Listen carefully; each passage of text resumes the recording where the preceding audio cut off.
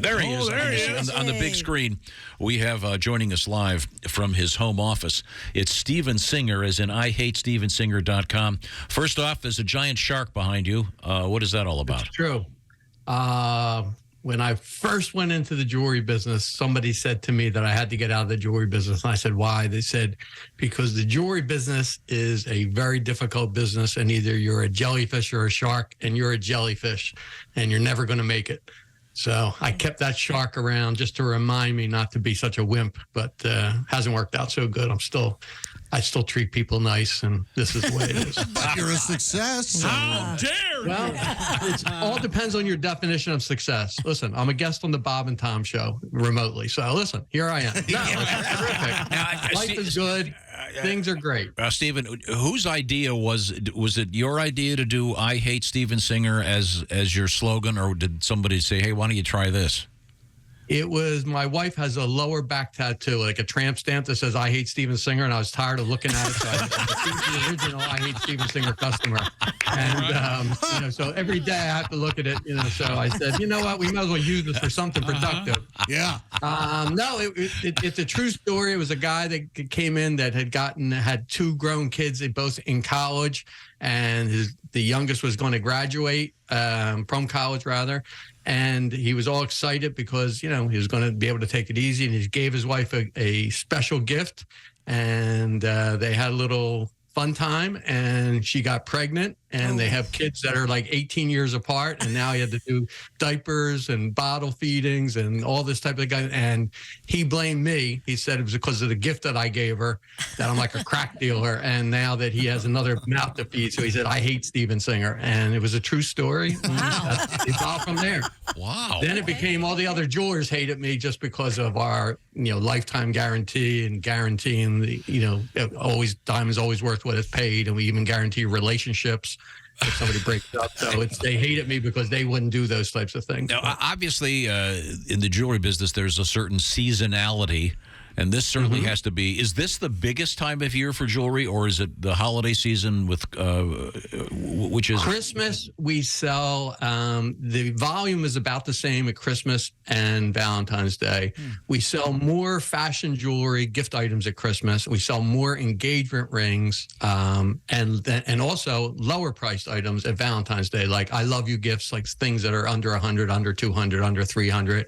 I like the roses, for instance, but more people get engaged. Actually, Valentine's Day is the number one time of year to get engaged. But it's funny. I was listening to the show, to the last segment with Al Jackson, and I had given his daughter a gift, and he gave it to her. And I view myself, like people say, like, are you in the jewelry business? I always say, no, I'm in the love business because we celebrate love and special occasions, this type of stuff. But I really personally, secretly, I know we're not on the air now, so I'll tell you, I view myself as a crack dealer because I get women addicted. We give them something, then they want the matching necklace, they want the matching earrings, they want the matching bracelet. And the guys are guys are dumb. They don't know what to do. Sure, just tell me what she wants. I'll get her whatever. And, and that's the same thing with the roses. They get one and they think, oh, this is great. I got a rose. It lasts forever.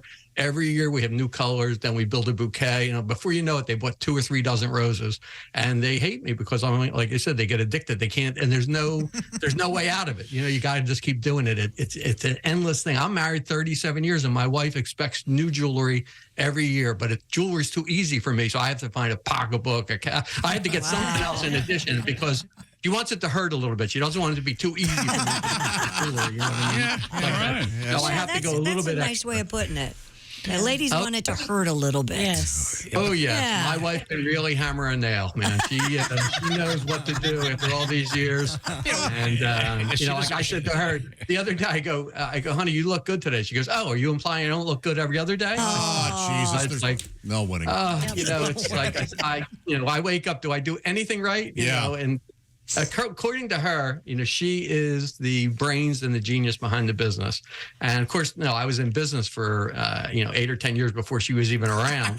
And I said, well, where were you again when we started this? Could you tell me? I just don't remember. But according to her, everything that goes right is her, and everything that goes wrong is me. So, but that's typical, I guess, right? Once again, we're speaking to Steven Singer, a jeweler from IHateStevenSinger.com. And you know what I forgot to do, Steven? Hang on just one second. I can't believe it. I got kind of surprised here. This is your official theme song. Ladies, Live, as it happens. Steven Singer, singer. Steven Singer. Bob and Tom. That's right. Go to StevenSinger.com. There you go, Steve. We got the official intro with the live girls. Thank you very much. Look at that. Oh, there's nothing that makes me happier than the Steven Singer singers. I love that. I got a question. The greatest. Do you happen to know what is the is there a particular gift of jewelry that women tend to give men? They give them mostly Beano is the number one gift women to give men, and that's Beano gift for you this year. Just get me something, right? Beano That's mostly what they give.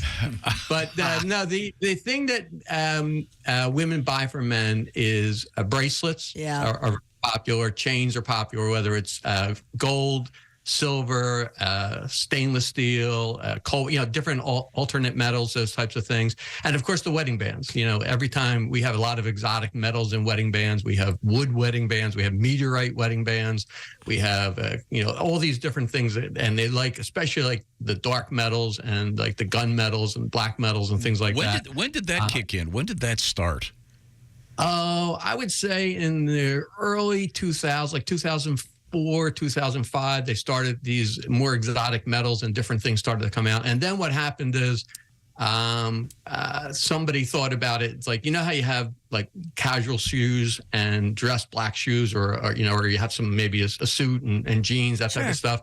So then people started getting double wedding bands. They would get like one 14-karat yellow gold or white gold or platinum wedding band, like a dress band. Mm-hmm. And then they would get one of these alternative metals that were very inexpensive, like under $100. And, they would wear that like every day, like to knock around, that type of thing. So they have like an everyday wedding band and a dress wedding band. So that's kind of how it started. And then they just kept finding and cultivating other new exotic metals and different types and inlays and making them two-tone and three. We have a lot of them that are, they look like tattoos. It looks like an arm tattoo that's like braided or, like some kind of cool look.